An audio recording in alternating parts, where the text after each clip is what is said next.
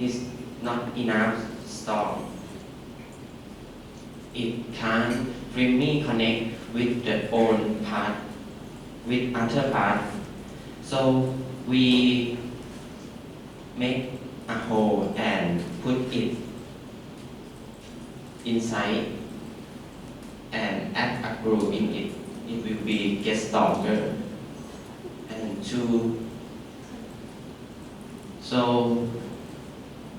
some material not stronger and can't find. So such as that we can't find is a wood block. We make it by use wood board, put it together and make a layer, and we will we strong say that wood block.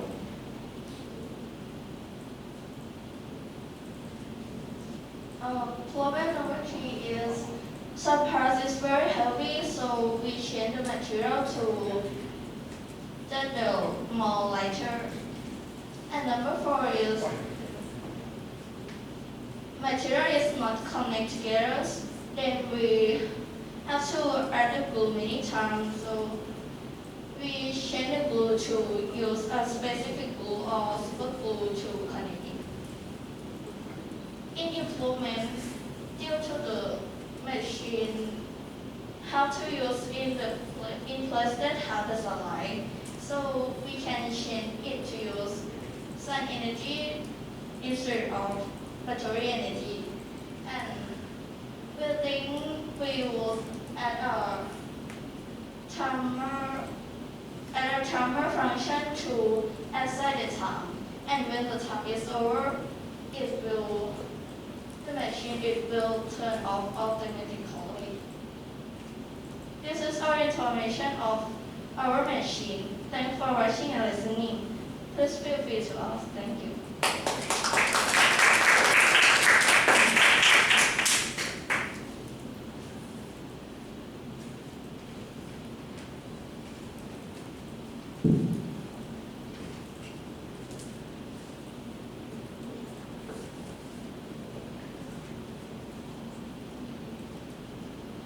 Q&A จ้าต้องถามคำถามยังไม่ได้ถามอ่ะอาจารย์ก็อยากเห็นนะ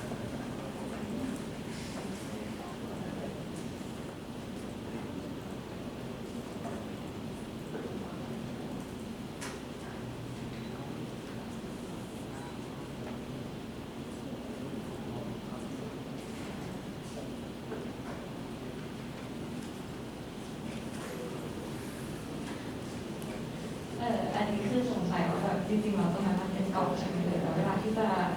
ไอ้นี่ก็เอามาใส่ลงไปแล้วก็ปิดฝาแล้วทีเนี้ยแบบเวลาที่เราหมุนอย่างเงี้ยคือมันจะแบบก่อให้เกิดการแบบว่าเรียกว่าอะไรมันจะไหลไปกองรวมกันไหมแบบฟิลเหมือนถ้าเกิดว่ากล่องมันมีที่ว่างอะไรแบบเนี้ยเราก็ไม่ได้แบบอาหารของเรามันก็ไม่ได้ติดอยู่บนฟิลกล่องตลอดเวลาอะไรอย่างเงี้ยอย่างอันนี้นะครับอันนี้ที่ใช้เป็นกล่องเพราะว่าไม่สามารถหาตะแกรงที่ต้องการได้เลยประดิษฐ์เป็นกล่องให้มันรูประคายเฉยๆแล้วที่จะใช้จริงๆคือตะแกรงที่แบบว่าจะเล็กๆแล้วพอเวลาเปิดมันก็จะหนีบตัวอาหารนั้นไว้คืออยากจะรู้ว่าไอ้เครื่องย่างตัวนี้มันรับได้กี่โลเหรอคะแบบว่าสุดๆกี่โลอยู่ที่วัสดุครับวัสดุในการใช้สร้างอย่างอันนี้2 โลก็น่าจะเรียกมาแล้ว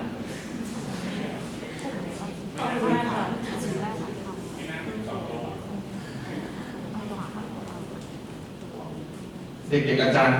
ย้ำนิดนึงก็คือจริงๆอาจารย์แอบดูอยู่นะว่าใครถามคำถามบ้างเพราะว่าอาจารย์ก็ evaluate ด้วยว่าเราฟังเพื่อนแล้วเราถามคำถามหรือเปล่าอะไรอย่างนี้เนาะโอเคถ้ามีใครอยากถามคำถามบอกนะจะได้เอามาเป็นให้ครับทำไมตรงที่ใส่มอเตอร์ครับถึงใช้โฟมเป็นโครงสร้างครับเนื่องจากว่าวัสดุที่เราต้องการใช้จริงๆมันคือไม้อย่างนี้ซึ่งมันหนักเกินไปเลยเปลี่ยนมาเป็นโฟมครับ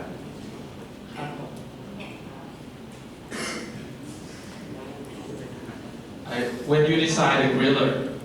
like why do you decide to make that size of griller? Yeah. why it has to be this big, not smaller or bigger? Uh, I think this size is the simple or normal size. It's easy to see and look. Shape is not big or long. I want it to put many raw material in it and can make one from as of many dry food. When you make the aftermarket of it, so how is the size of the wheels? So when you use the axle machine, how is the size of the wheels? Axle machine. Maybe this is a prototype. ขนาดจริงนะลูก 45 times 45 centimeters. This is The same with the axle machine. Yes, it's same.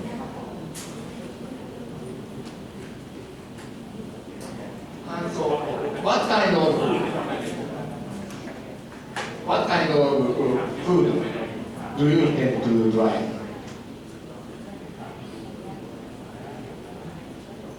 The first time mainly about food such as the banana. So maybe such a food materials, maybe some, so how to clean? So this machine should be easy to clean. So do you have any idea about for the cleaning of this machine? Our blood can be removed out of the machine and can get it to what it is. You can remove the bar. You can see. Can you show? Okay.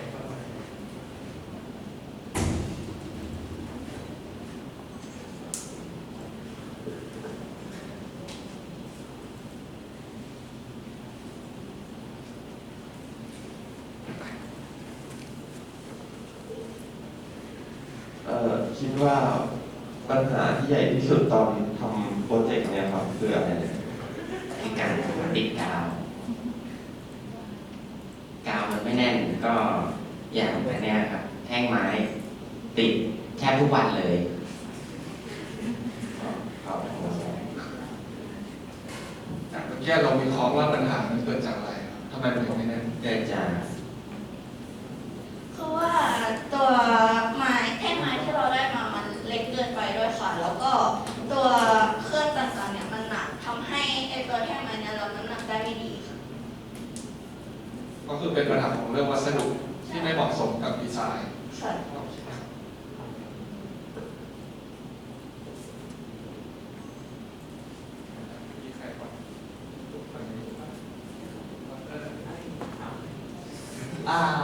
ในอันนี้คือไว้ตักอาหารใช่ไหมครับเดี๋ยวเราไปดูก็คือในการทำอาหารหรือว่าอะไรแบบนั้นถ้าอยากตักอาหารให้มันแห้งมันก็จะมีเครื่องพวก dehydrator ที่มีขายอยู่ทำไมควรใช้อันนี้บ้างครับ คือว่าอันนี้เป็นเครื่องแบบแห้งที่ไว้สำหรับถนอมอาหารค่ะ คือการถนอมอาหารที่คิดว่าน่าจะแบบมีความทั่วไปแล้วก็ได้สารอาหารอยู่ครบเนี่ยก็น่าจะเป็นการที่เราตากกับแสงอาทิตย์จริงๆ โดยที่ไม่ใช้เครื่องค่ะ เพราะถ้าใช้เครื่องให้ความร้อนเนี่ยมันก็อาจจะแบบเสียสารอาหารบางอย่างไปได้ โอเคครับขอบคุณครับ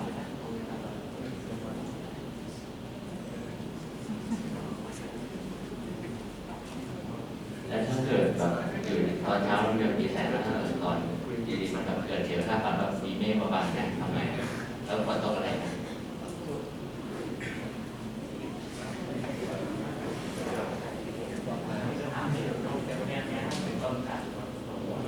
ก็เก็บ คร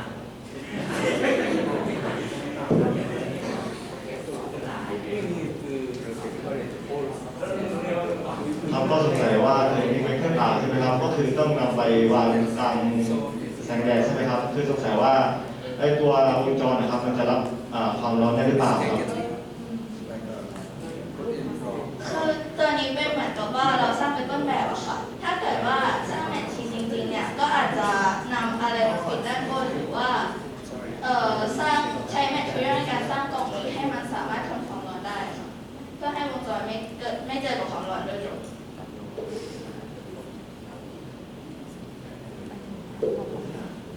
คือเห็นบอกว่าเครื่องนี้มันหมุนยากใช่ไหมแล้วบอกว่าในอนาคตเนี่ยจะมีปรับให้มันง่ายขึ้น ก็เลยอยากถามว่ามีวิธีการแก้ปัญหาอย่างไรให้มันหมุนแบบง่ายขึ้นอะไรทำนองนี้ ที่คิดไว้ในตอนนี้ก็อยากจะเปลี่ยนตัวแท่งไม้ค่ะให้มันใหญ่ขึ้นเพื่อให้มันรับน้ำหนักได้ง่าย แล้วก็อาจจะเปลี่ยนมอเตอร์ให้มันสามารถหมุนได้แบบเป็นเครื่องใหญ่ขึ้นเพื่อให้มันสมบูรณ์ขึ้นอาจจะเปลี่ยนชนิดของมอเตอร์ขอบคุณค่ะ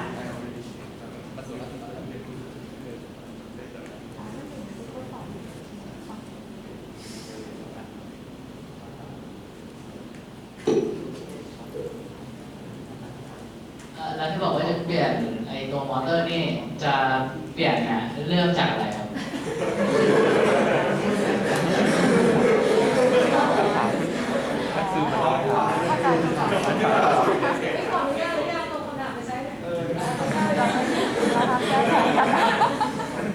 ก็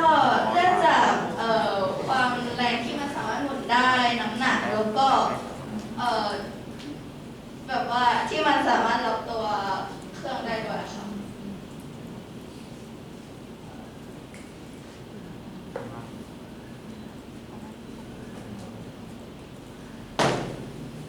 อันนี้ได้เซ็ตหรือเปล่าครับว่าจะทำการตากเป็นเวลาเท่าไหร่ครับ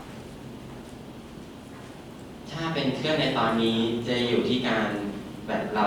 จัดเองก็คือเรากดหยุดกับปิดเอง โอเคคือจำเวลา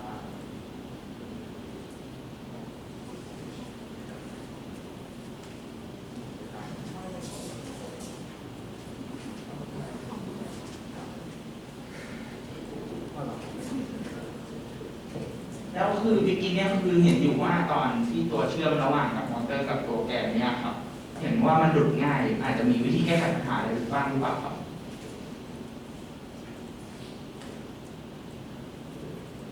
อาจจะทำเป็นตัวล็อกตรงระหว่างอันนี้กับมอเตอร์อีกทีครับ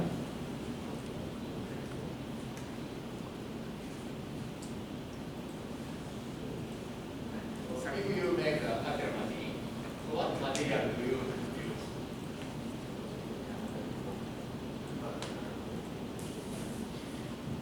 Regular we need the either aluminum or something is stronger, and another is wood. Yes.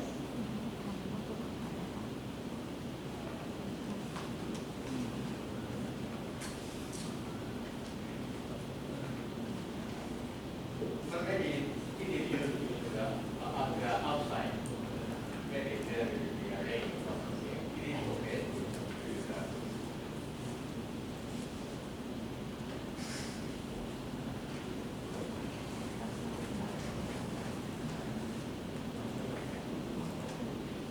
Maybe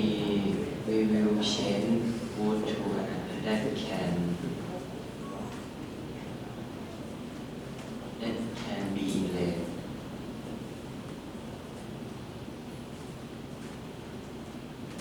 And can keep it when have a rain. Oh, sorry. I think when have a rain, we will keep the machine inside. Yes. It is right. When it is right.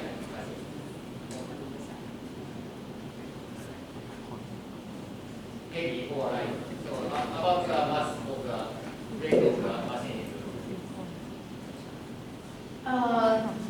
Now it is very heavy, so I think I need to change the material to the wood. It's lighter than this wood.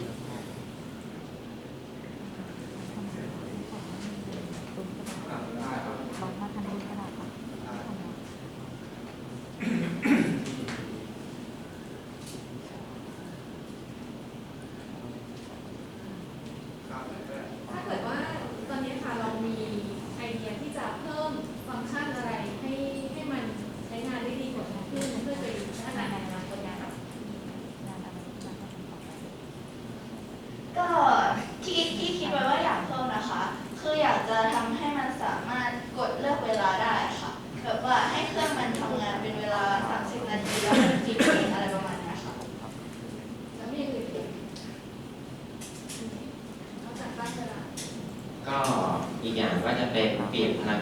ที่ใช้แบตเตอรี่หรือถ่านนะครับเปลี่ยนเป็นพลังงานจากแสงอาทิตย์หรือโซลาร์เซลล์แทน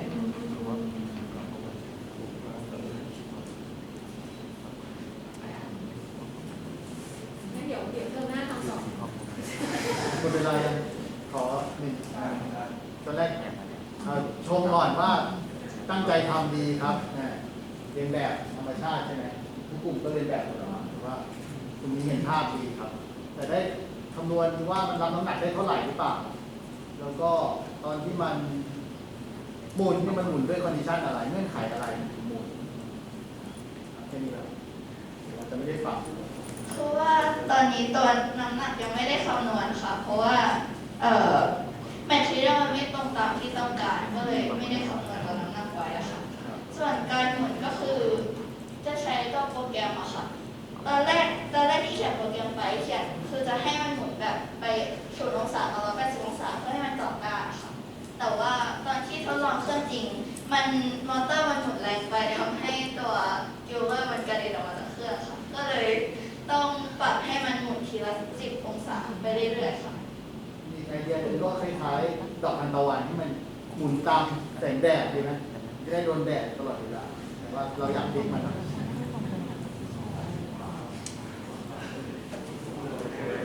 ั้นขอบคุณครับตบเลยก็หน่อยต่อไปกลุ่ม3ครับกลุ่ม3สู้ๆครับ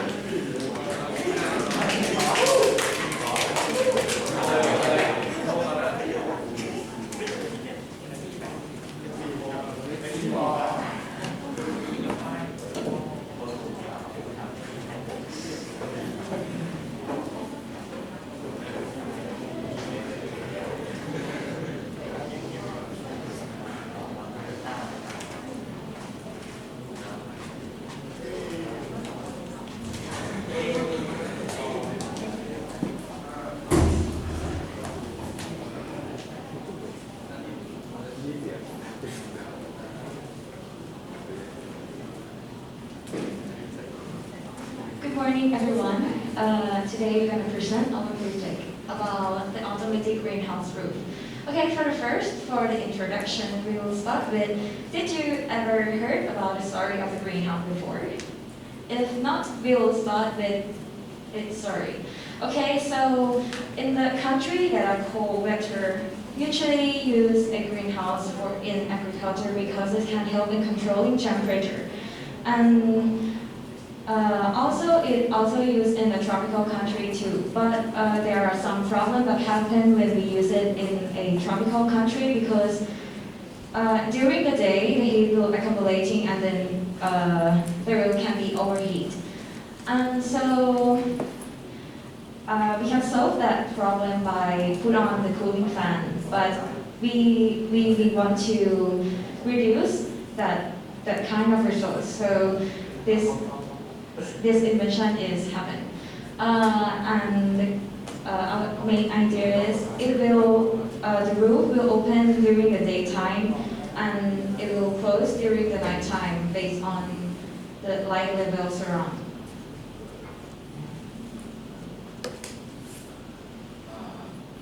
I will talk about component and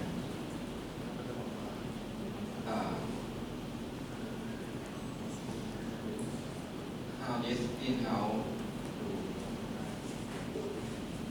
Our wall is made of the styrofoam, and the canvas is used to open and close as a roof. The motor used to rotate the canvas, and we have the motor supporter to place the motor.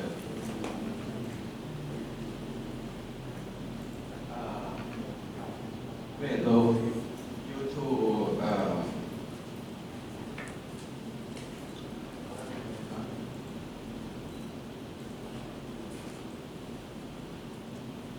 used to keep a canvas from falling the roof. And this is the process of this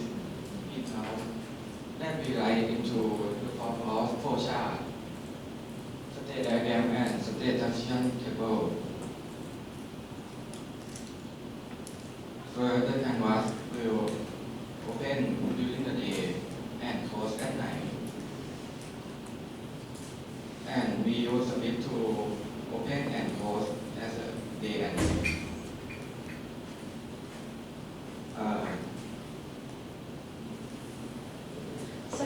next I'll talk about advantage and improvements. Our advantage of our work is it doesn't accumulate heat during the day, so this can solve the problem of the overheat. And it can prevent the pests during the night. And it can open and close automatically based on the light levels around it. And the things that we think it should improve is it still need to use electricity. And it can't close the roof automatically if it's rain, but we need to close it manually because now we didn't have a humidity sensor. And I also think about, first of all, we think we'll use, or in here, we didn't think that we'll use a weight, but we think we'll use a spring. Because here is now used like, here is a weight. But our motor is a bit not very strong, so we need to use this first. And next is about the procedure.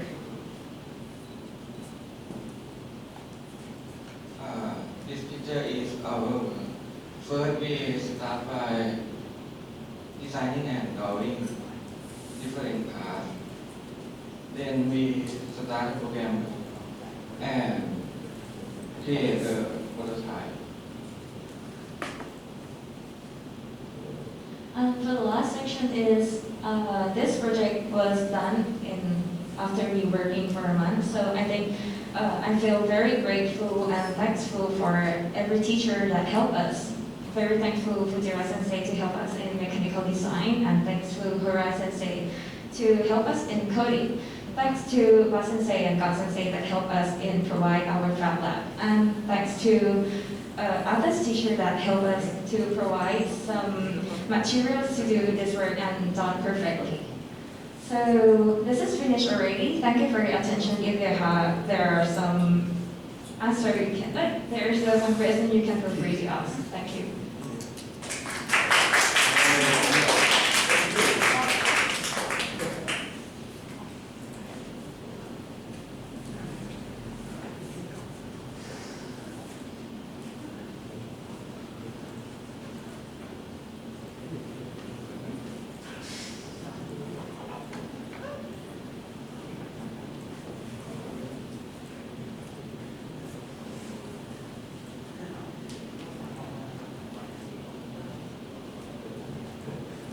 โอเคครับ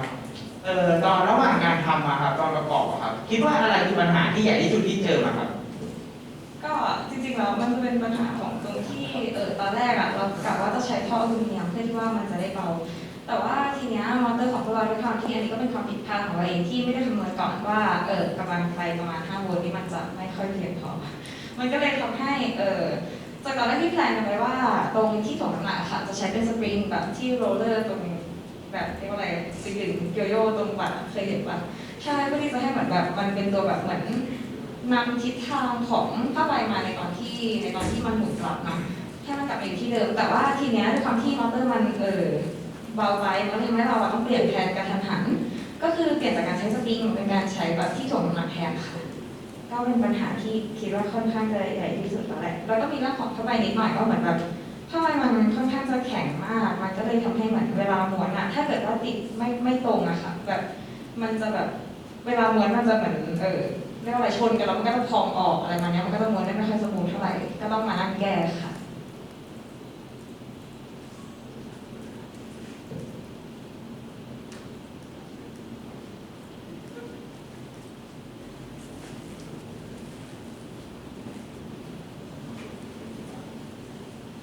คือว่าอยากรู้ว่าถ้าสมมติว่าอันเนี้ยไปสร้างเป็นขนาดจริงมันจะใหญ่แค่ไหนคะ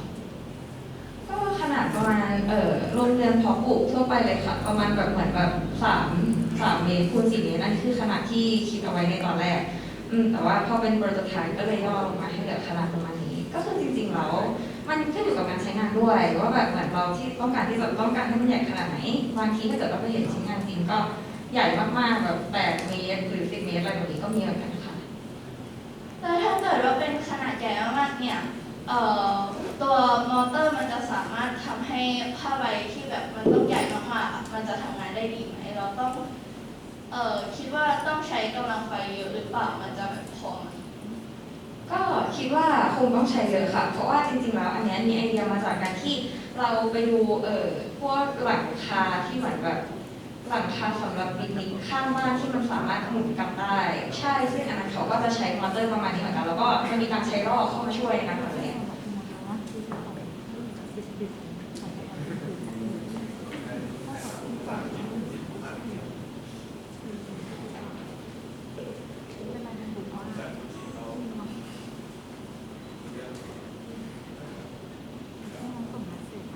ขอถามนะครับ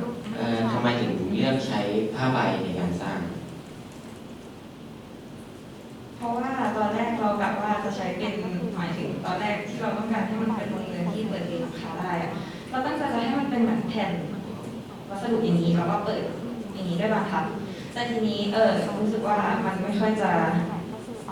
practical เท่าไหร่ก็เลยเปลี่ยนมาใช้เป็นแบบนี้แทนซึ่งผ้าใบด้วยความที่มันสามารถม้วนเก็บได้เนี่ยเราก็คือมันกันน้ำได้แล้วก็ด้วยความที่มันม้วนเก็บได้มันก็เลยประหยัดพื้นที่ในการที่ว่าแทนที่เราจะเปิดออกมาในแนวอย่างนี้แทนแล้วก็สามารถม้วนเก็บได้เลยอะไรประมาณนี้ค่ะก็สะดวกกว่า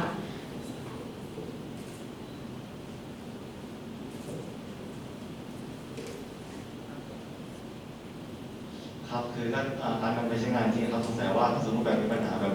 ฝนตกหนักมากอะไรแบบนี้ครับน้ำมันจะขังหรือเปล่าหรือว่าแบบลูกเห็บตกนะครับแต่ผ้าใบมีปัญหาไหมครับ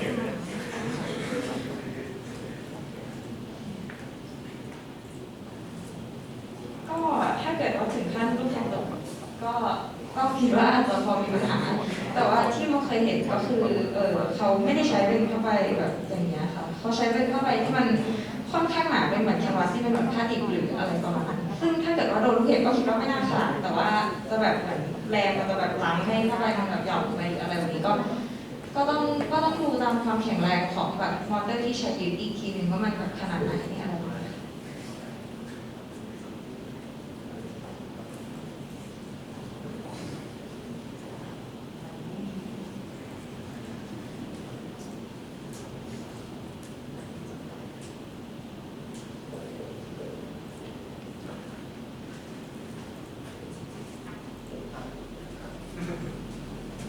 So, can we? Why didn't you make? Why did you use the two cloth like for each side of the roof? Why don't you use just one? Why did you make that choice to separate the roof into two sides like that? Why not just one part and control it at once? Because our prototype is the motor not very strong, so we need to separate into two parts and use two of them to pull the canvas back. Because they didn't have much power to pull all over the canvas in one time. But we can do it in an improvement in future. Maybe we can use this one. Which do you think is better?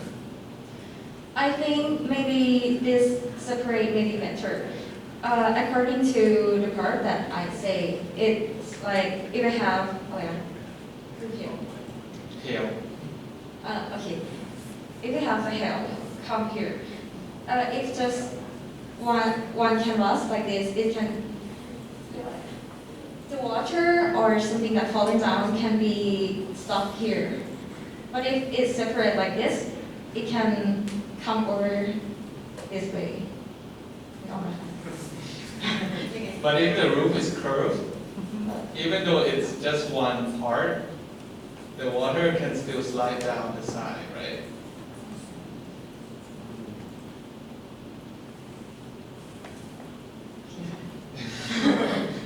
Yeah, I'm thinking that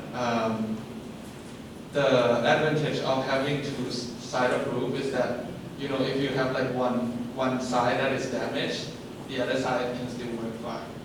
I mean, that's one of the that can I think of right now, but there may be more.